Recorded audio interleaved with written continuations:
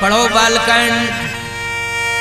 एक बार त्रेता जुग माही, एक बार त्रेता जुग माही, एक बार त्रेता जुग माही, एक बार त्रेता जुग माही।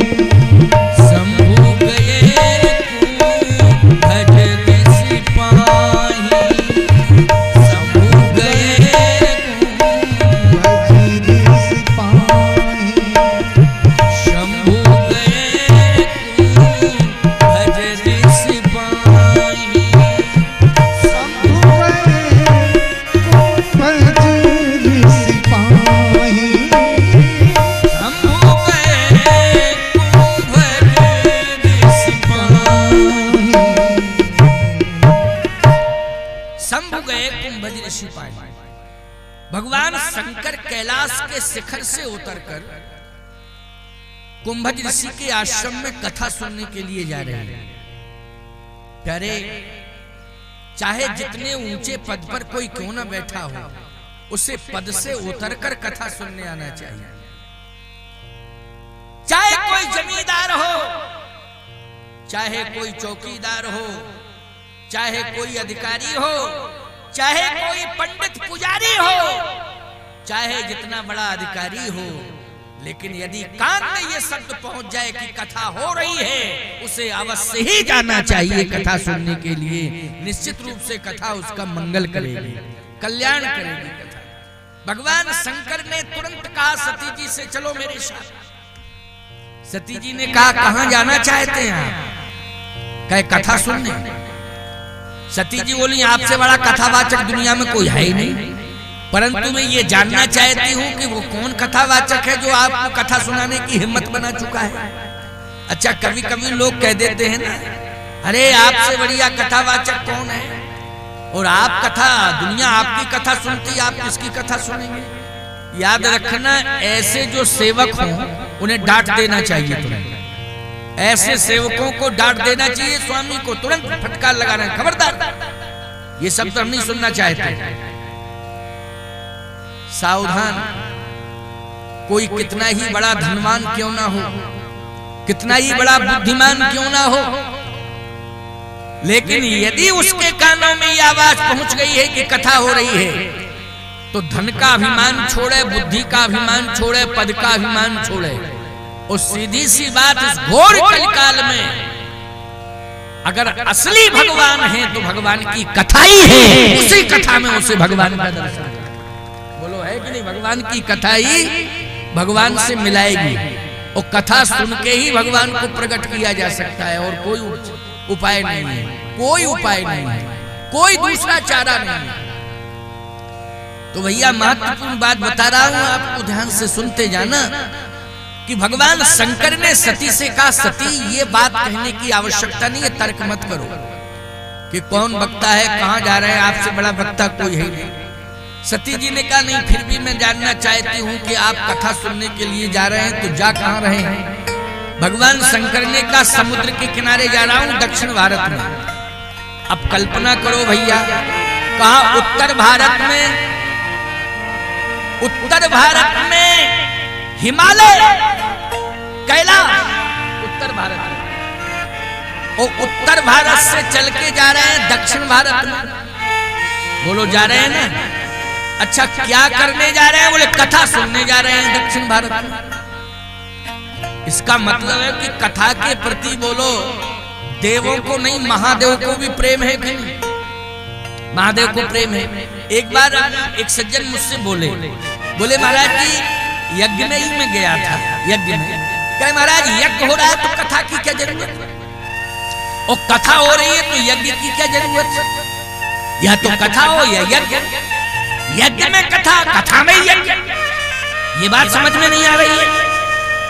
मैंने कहा, ऐसा है, वैसे तो श्रद्धा पूर्वक तुम्हें सुनना चाहिए कथा, और श्रद्धा पूर्वक यज्ञ की परिक्रमा करना चाहिए, लेकिन अगर तुम पूछ ही रहे हो तो मैं बता देता हूं, यज्ञ में कथा की जरूरत है, कथा में यज्ञ की जरूरत है। कैसे? मैंने कहा यज्ञ में देव आ जाते हैं, क्योंकि यज्ञ का संबंध देवों से है और कथा का संबंध महादेव से है, इसलिए कथा महादेव की, यज्ञ। तो भाई आनंद हो गया कि नहीं? देव और महादेव, ये कथा महादेव की है, बोलो है कि नहीं? महादेव जी की वाणी है, ये महादेव की कथा है। रचि महेश निज मानस राखा,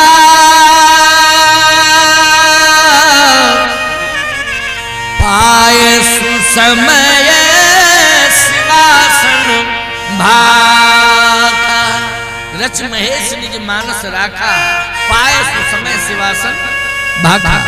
भगवान के शिव के हृदय में राम कथा है, इसलिए मैं कहता हूं कि शिव जी की ही कथा है ये, महादेव की कथा। तो भगवान शंकर ने कहा कि पार्वती, सती, पार्वती तो बाद में हूं, सती दक्षिण भारत जा रहा हूं, दक्षिण भारत। दक्षिण भारत में क्या है? कहे वहां कथा हो रही है। वक्ता कौन है? अरे सती तुम्हें पता नहीं है वक्ता कौन है? कौन है महाराज, नाम बताओ। कहे पहले तो कथा सुनो, वक्ता का नाम बाद में पता चल जाएगा। आजकल तो परंपरा ये हो गई कि पहले ही प्रचार हो जाता है कौन वक्ता आ रहे हैं। क्यों भाई?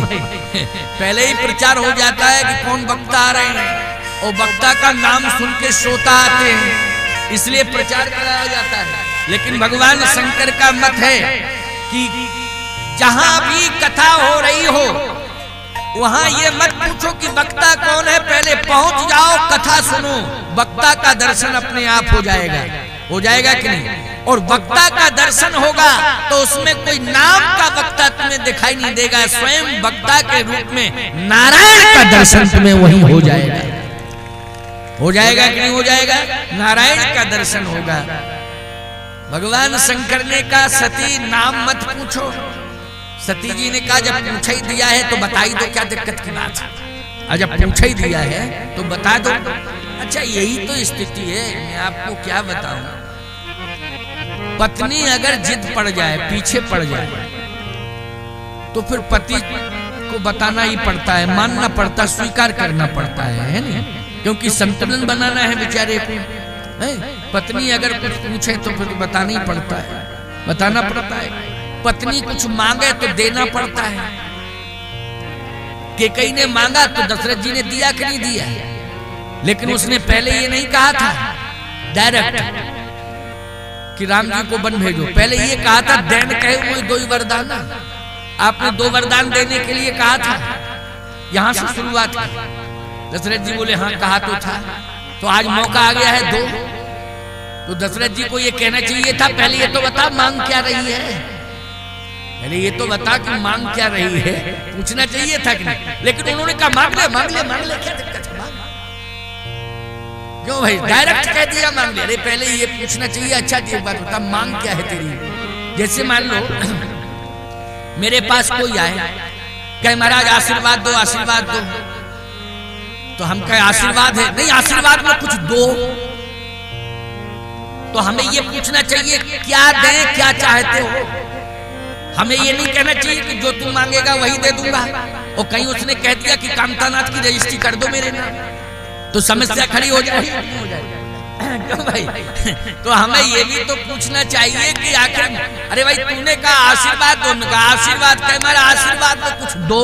अरे तो बता तो दे क्या चाहिए तुझे, मेरे पास जो होगा वही तो दे पाऊंगा, तो पूछ लेना चाहिए। तो दशरथ जी ने ये पूछा नहीं था कि क्या मांगना चाहती है, क्या चाहती है। देन कहे वो दो ही वरदान के कहीं ने कहा, दशरथ जी ने कहा मांग ले जो मन में हो सो मांग ले। अब मन में था यही मांग लिया तो गड़बड़ हो गया ना। तो कहने का तात्पर्य मेरा यह है कि सती जी बार बार भगवान शंकर से कह रही, तो शंकर जी ने कहा कि अब तुम पीछे ही पड़ गई हो तो हम बताए देते हैं। हम जा रहे हैं दक्षिण समुद्र के तट पर, वहां कथा हो रही है, उत्तर भारत से दक्षिण भारत। लेकिन कथावाचक का नाम है कुंभज। कुंभज सती जी ने कहा कि कुंभज, कुंभ नाम होता है घट का, हाँ हाँ घट का होता है ना। सती ने कहा कि वो कुंभ है, इसका मतलब है कि कुंभ में पानी भरा जाता है तो वो सीमित होता है। क्यों भैया, कुंभ में कुंभ सीमित होता, घड़ा सीमित होता है कि नहीं? घड़े की क्षमता जितनी होती उतनी उसमें पानी आता है, लेकिन समुद्र में कितना पानी आता है? जितनी क्षमता हो पानी की, जितना आ जाए वो सबको स्वीकार कर लेता है कि नहीं? समग्र नदियां, अब आप कल्पना करो, इतनी क्षमता है समुद्र में कि स्वयं में अपरिमित जल है, भारी जल भरा है, लेकिन जितनी बरसात का पूरा पानी, नदियों का पूरा पानी, ईमानदारी से बताओ, सबको स्वीकार कर लेता है कि इतनी क्षमता है कि नहीं? अपरिमित जल है, अपरिमित क्षमता। भगवान शंकर से कह रही हैं सती जी, आप ज्ञान के समुद्र हैं, ज्ञान के समुद्र, और जिसके पास कथा सुनने जा रहे हैं वो ज्ञान का घट है, ज्ञान का घट है। अब हमारी समझ में ये नहीं आ रहा, स्वामी के घड़े को समुद्र के पास जाना चाहिए कि समुद्र को घड़े के पास? अच्छा एक बात बताओ, घड़ा एक नहीं कई घड़े समुद्र के पास पहुंच जाए तो कोई समस्या नहीं, और समुद्र कहीं घड़ा के पास आ गया तो समस्या आ जाएगी कि नहीं? और जिस घर में घड़ा रखा होगा वो घर में समस्या, और जिस गांव में घर होगा वही गांव में समस्या। क्यों? समस्या ही समस्या बढ़ती जाएगी। एक बार सुनामी लहर आई थी, सुनामी लहर, और याद रखना वो ऐसी सुनामी लहर आई समुद्र में कि समुद्र के अंदर ही 100 फीट ऊंची पानी की दीवार खड़ी हो गई। 100 फीट ऊंची पानी की दीवार समुद्र में खड़ी हो गई, और वो दीवार फिर समुद्र से निकली पूरे 100 फीट के आकार में, तो कई 100 किलोमीटर तक चली गई, जहां जहां तक गई पूरे गांव नष्ट हो गए। बोलो न, सुनामी लहर आई थी ना एक बार समुद्र में, वो दक्षिण भारत को उसने प्रभावित कर दिया था। तो कहने का तात्पर्य मेरा ये है कि आज सती जी यही तो बता रही है कि आप ज्ञान के समुद्र हैं और वो ज्ञान के घट हैं कुंभ। समस्या उनके सामने खड़ी हो जाएगी। अच्छा भाई, कोई सामान्य वक्ता हो, बहुत बड़ा वक्ता आ जाए श्रोता बन के, तो भूल ही जाता कथा कहना कि हम कथा क्या सुना। इतना बड़ा वक्ता आया है, कहीं हमसे भूल ना हो जाए। बोलो भाई, भूल ना हो जाए। तो पहली बात तो यह है कि चाहे वक्ता बड़ा हो चाहे छोटा हो, भयमुक्त होकर के कथा कहना चाहिए। समझ रहे हो कि नहीं? वक्ता चाहे छोटा हो चाहे बड़ा हो, चाहे असीमित ज्ञान हो चाहे सीमित ज्ञान हो, लेकिन उसे व्यास गद्दी पर बैठकर निश्चिंत होकर के कथा कहना चाहिए, भय मुक्त होकर कथा कहना चाहिए। ये वक्ताओं के लिए भी निर्देश है। कथा कहने में किस बात का भय? भगवान की कथा कहने में भय, भगवान की कथा कहने में भय नहीं होना चाहिए। भगवान की कथा तो भय मुक्त करती है जी। सती जी बार बार कह रही है कि जो कथावाचक है ना कुंभज, पहली बात तो यह है कि समुद्र अगर घड़ा के पास पहुंचा तो घड़ा ही गड़बड़ा जाएगा। पता नहीं घड़ा क्या सोचेगा कि अब हम क्या करें, कैसे संभालें। इसलिए मेरी प्रार्थना है कि आप अपनी मर्यादा में रहें, कुंभज को कथा कहने दो। भगवान शंकर ने कहा, ये बताओ तुम साथ चल रही हो कि पंचायत कर रही हो? अगर तुमको साथ चलना हो तो मेरे साथ चलो, और नहीं पंचायत करनी हो तो आराम से घर में बैठो, कैलाश पर्वत पे बैठो, मैं जा रहा हूं। अच्छा, सती जी भी समझ गई कि भोले बाबा भी मूडी हैं, और कभी कभी भांग का डोज ज्यादा ले लेते हैं, तो फिर कहने क्या भस्मासुर को वरदान दे देते हैं। जिस दिन भस्मासुर को वरदान दिया था उस दिन ज्यादा भांग पी ली थी, उस दिन ज्यादा भांग पी ली, तो ऐसा वरदान दे दिया भस्मासुर को कि तू जिसके ऊपर हाथ रखेगा वही भस्म हो जाएगा। सोच समझ के वरदान देना चाहिए। तू जिसके ऊपर हाथ रखेगा वही भस्म हो जाएगा, वही भस्म हो जाएगा। एक बात आपको बतावें, भांग में नशा होता है और भी नशे होते हैं, लेकिन प्रसिद्धि है कि भोले बाबा को भांग पसंद है। कुछ लोग कहते हैं गांजा, गांजा वांजा कभी नहीं पिया भोले बाबा ने। पता नहीं किस तुम लोगों ने कह दिया गांजा पीते थे। गांजा पीते थे। एक बार एक चित्रकार ने भोले बाबा के बगल में चिलम रख दी, कैलेंडर में फोटो बनाया भोले बाबा का, तो चिलम रखती, चिलम बनती ना, चिलम जिससे गांजा पी, वो चिलम रख दी। लोगों ने वो कैलेंडर दिखाया हमारे पास आके, बोले देखो महाराज भांग के साथ साथ गांजा पीते थे कि नहीं? हमने कहा कहाँ?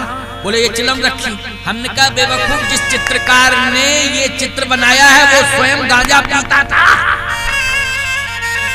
इसलिए उसने अपने भाव के आधार पर चिलम रख दी है। क्यों भाई? वो गांजा खुद पीता था, उसने अपने भाव के आधार पर चिलम रख दी है। लेकिन ये नहीं है कि गांजा पीते थे, सीधी सी बात है भांग खाते थे। ये गांजे वांजे की बात हम स्वीकार नहीं करते हैं। गांजा जो पीता है, डॉक्टरों से पूछो जाके कि परिणाम क्या निकलता है।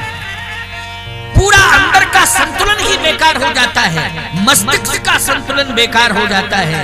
बोलो भाई, मस्तिष्क का संतुलन भी बिगड़ता है और अंतड़ियों का भी संतुलन बिगड़ता है, रोगों को निमंत्रण देता है वो व्यक्ति। इसलिए मैं कहता हूं, चाहे सिगरेट हो, चाहे बीड़ी हो, चाहे गांजा, ये धुआं जितने प्रकार के हैं, बोलो भाई, ये सारे के सारे धुआं संतुलन बिगाड़ते हैं कि नहीं बिगाड़ते हैं? अगर तुम्हें धुआं ही पसंद आता है तो यज्ञ की वेदी पर बैठ जाओ प्यारे, जितना ज्यादा से ज्यादा ले सकते हो यज्ञ का धुआं। बोलो, अगर तुम्हें धुआं से ही प्रेम है, यज्ञ की वेदी पर क्यों नहीं जाकर बैठते हो? यज्ञ की परिक्रमा क्यों नहीं करते हो? नित्य हवन करना शुरू करो, नित्य हवन करना। नशा यदि करना है तो हवन का नशा हो, कथा सुनने का नशा हो, यज्ञ का नशा हो, अच्छा नशा करो। ये क्या नशा करना? सावधान। और यदि कोई माई का लाल ये कहता है कि ये सच है कि भोले बाबा जो है भांग के साथ साथ गांजा पीते थे, तो मैं कहता हूं जहर भी पीते थे। तुम भी जहर पियो, जहर पी के बताओ। वो तो विष भी पीते थे, बोलो पीते थे विष की नहीं? जब भोले बाबा ने जो किया वही तुम करना चाहते हो तो तुम भी विष पियो। भोले बाबा सर्पों का हार, सर्पों को लपेटते थे, तुम भी लपेट के बता दो जरा। है मच्छर आ जाता है तो 3 घंटे रोको, आगे आगे आगे आगे आगे वो काट के चला गया। बोले कहाँ चला गया? बोले पता नहीं। फिर चुपचाप बैठे क्यों हो? सो जाओ, रो क्यों रहे हो? बोले फिर ना आ जाए। बहुत से लोग हैं ऐसे जो रात भर बैठे रहते। क्यों बैठे हो? बोले मच्छर काट गए। फिर अब सो जाओ, क्या फिर ना आ जाए इसलिए बैठे। इतना डर है। सावधानी से मेरी बात को सुनना, समझने की कोशिश करना। देवी देवताओं ने जो नियम बताए हैं उन पर चलना चाहिए, जो किए हैं उनको नहीं करना चाहिए। समझ गए हो? जो नियम बताए हैं उन नियमों का पालन करना चाहिए। वो लोग करना चाहिए कि नहीं? तो सीधी सी बात मेरी ये है, ध्यान से बात को सुनो, समझने की कोशिश करो, विचारवान श्रोता हो, आप अच्छे श्रद्धालु श्रोता हो।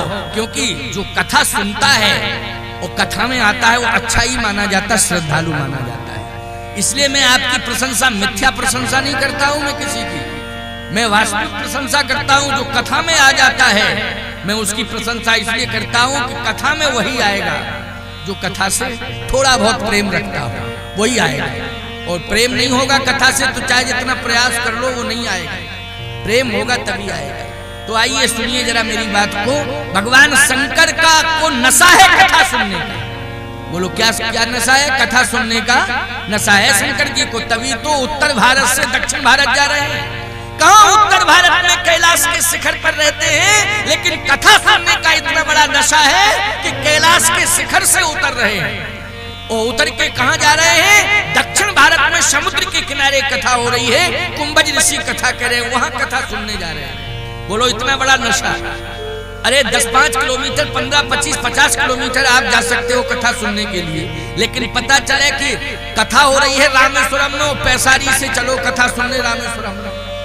बोलो भाई, पैसारी गांव से रामेश्वरम जाओगे, अगर 2-4 पहुंच गए तो निश्चित रूप से विशेष प्रेमी है कथा के, लेकिन संभव नहीं है कि पूरा गांव पहुंच जाए रामेश्वरम कथा सुनने के लिए। लेकिन भैया इसके लिए इस कलिकाल में सुविधा दी गई है। भगवान शंकर तो सामर्थ्यवान है, वायु के वेग में चले जाएंगे, पहुंच जाएंगे, लेकिन तुम सबके अंदर इतना सामर्थ्य नहीं है। परंतु सत्य तो ये है कि पैसारी से रामेश्वरम कथा सुनने के लिए जाओगे तो मुश्किल की बात हो जाएगी। लेकिन यदि कथा में रामेश्वरम भगवान ही आ जाए पैसारी ग्राम में, इससे बढ़िया सौभाग्य की बात और क्या हो सकती है। तो ये आपके लिए परम सौभाग्य है कि भगवान शंकर स्वयं आ गए हैं, रामेश्वर नाथ स्वयं आ गए हैं, स्वयं काशी विश्वनाथ आ गए हैं और स्वयं मारुति नंदन हनुमान जी आ गए हैं। यज्ञ के रूप में स्वयं नारायण पधार गए हैं। बोलो पधार गए हैं कि ये विष्णु यज्ञ है, इसलिए नारायण पधार गए हैं। इससे बड़ा सौभाग्य और क्या हो सकता है। आइए तो सती जी को समझाने लगे भगवान शंकर। सती जी की समझ में तो आया, लेकिन तर्क बुद्धि है सती की। भगवान शंकर ने कहा देखो तुम्हें चलना हो तो चलो, नहीं तो मना करो, हम तो जाएंगे, हम मानेंगे नहीं, हमको तो जाना ही है। तो सती जी ने कहा कि ऐसा है, आप यही मुझे कथा, अगर श्रोताओं की जरूरत है या आपको श्रोताओं की, तो श्रोता मैं हूं, और आपको यदि वक्ता की जरूरत है तो आप स्वयं वक्ता हैं, और मेरे पिताजी बहुत बड़े ज्ञानी हैं। आपको कहीं जाने की जरूरत नहीं है, कथा ही सुनने का मन है तो अपने पिता को बुला दें, दक्ष प्रजापति को। भगवान शंकर ने कहा अभिमानियों से हम कथा नहीं सुनते। देखो एक बात आपको बताएं, दक्ष प्रजापति अभिमानी है कि नहीं? भगवान शंकर ने कहा वक्ता अभिमानी हो उसकी कथा नहीं सुनना चाहिए। अभिमानी वक्ता की कथा सुनना अपराध ही माना जाता है, क्योंकि अभिमानी अभिमान ही बताएगा। बोलो जो स्वयं अंदर अभिमान होगा तो क्या निकलेगा उसकी वाणी से? जल्दी बोलो, अभिमान निकलेगा। भगवान शंकर ने कहा कि अभिमानी की कथा नहीं सुनता हूं मैं। फिर किसकी कथा सुनते हो आप? जो निराभिमानी होता है उसकी कथा सुनता हूं। और निराभिमानी कौन है? का निराभिमानी है कुंभज। सती बोली प्रमाण क्या है कि वो निराभिमानी है? तर्क की बात है ना ये। अब सुनना जरा, शंकर जी ने प्रमाण दिया है, ये बड़ी बढ़िया बात है, इसको सुनो। अभी वैसे 7 तो बज गए हैं, लेकिन आज विलंब हो गया तो थोड़ा सा प्रकाश की वैकल्पिक व्यवस्था वैसे कर दी गई है, लेकिन 15 मिनट 20 मिनट और सुनो। अभी 7 तो बज चुके हैं, कल से 3 से 6 टाइम रहेगा, ध्यान रखना। 3 से 6 बजे तक का समय सुनिश्चित रहेगा, और प्रकाश भी रहेगा। 6 बजे सूर्यास्त होता है, लगभग दिन बड़े होने लगे। आज थोड़ा विलंब हो गया, इसलिए प्रकाश की वैकल्पिक व्यवस्था की गई है। तो आओ सुनो, अंतिम बात बता रहा हूं, 15-20 मिनट की बात है। सती ने कहा ये बताओ कि मेरा बाप अभिमानी है और कुंभज निराभिमानी है, इसका प्रमाण क्या है? इसका प्रमाण बताओ। भगवान शंकर ने कहा प्रमाण बता रहा हूं, सुन लो जरा। कुंभज का एक नाम अगस्त है। कुंभज का एक नाम क्या है? अगस्त है। बोले सीधी सी बात यह है कि अगस्त साधारण नहीं है। हे सती, अगर मैं ज्ञान का समुद्र हूं तो याद रखना अगस्त के अंदर समुद्र पीने की क्षमता है। बोलो है पीने की क्षमता की? अगस्त के अंदर समुद्र पीने की क्षमता है, और 3 अंजलि में अगस्त ने पूरा समुद्र पी लिया था। तो याद रखना, जो समुद्र को पी सकता है वो घड़ा हो सकता क्या? लेकिन समुद्र को पीने वाला भी इतना बड़ा निराभिमानी है कि अपने को समुद्र नहीं कह रहा है, अपने को घट ही मान रहा है, घड़ा ही मान रहा है। इससे बड़ा प्रमाण और क्या हो सकता है निराभिमानता का? बोलो भाई, इससे बड़ा निराभिमानता का कोई प्रमाण हो सकता है? कांप उठी सती। अरे महाराज, आपने तो बहुत बड़ी महिमा बताई, कहा इसलिए तो कह रहा हूं कि उस महापुरुष की कथा सुनने के लिए जा रहा हूं जिसने 3 अंजलि में पूरा समुद्र पी लिया, लेकिन फिर भी घड़ा का घड़ा अपने को कुंभज कह रहा है। क्या कह रहा है? कुंभज कह रहा है। महिमा इतनी बड़ी है, इसलिए सती चलो एक बार त्रेता युग में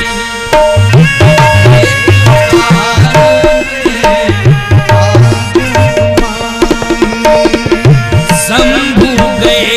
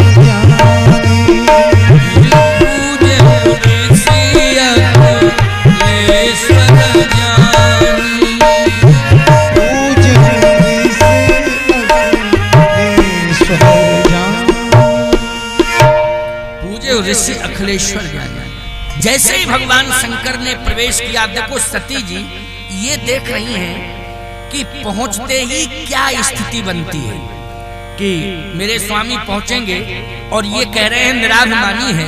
तो निराभिमानी जो वक्ता होता है भाव भंगमा से पता लग जाता है, भाषा से पता चलता, भाव से पता चलता है।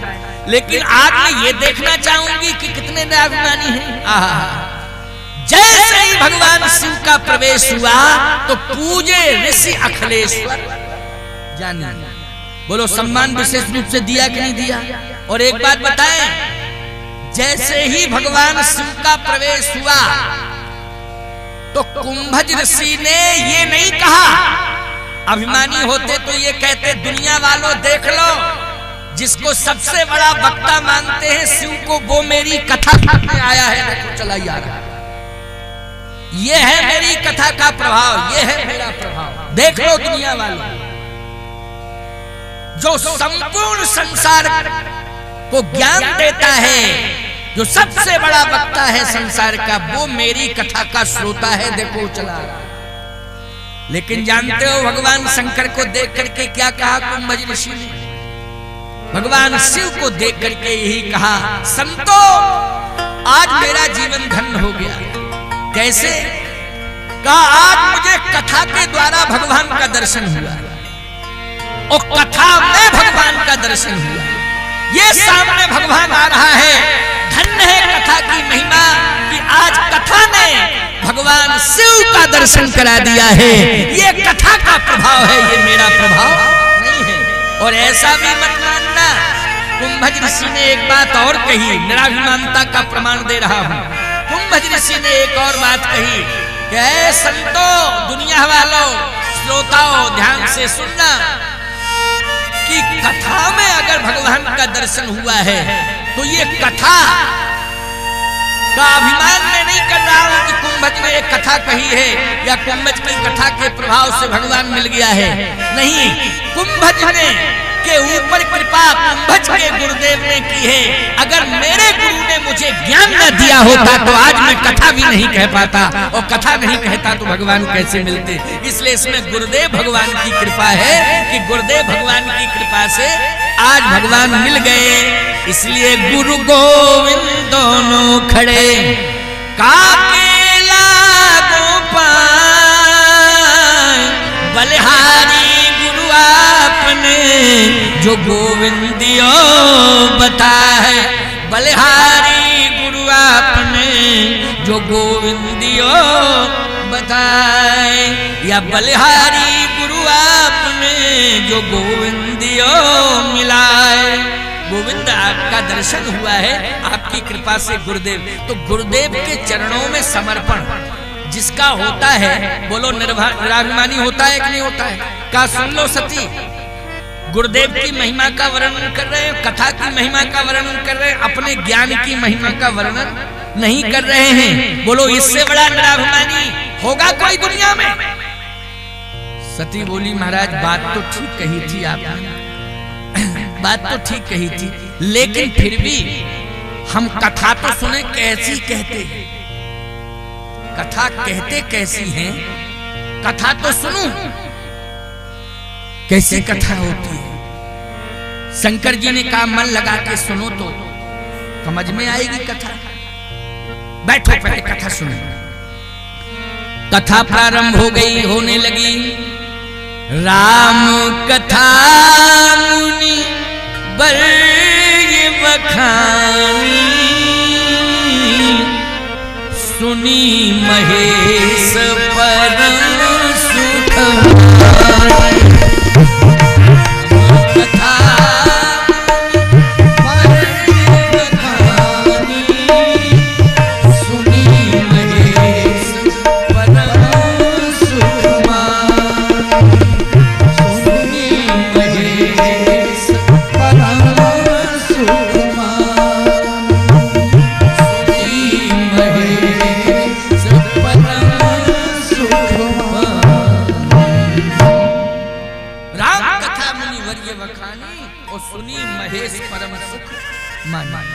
इसका मतलब है कि शंकर जी और सती जी साथ में बैठे, लेकिन कथा किसने सुनी?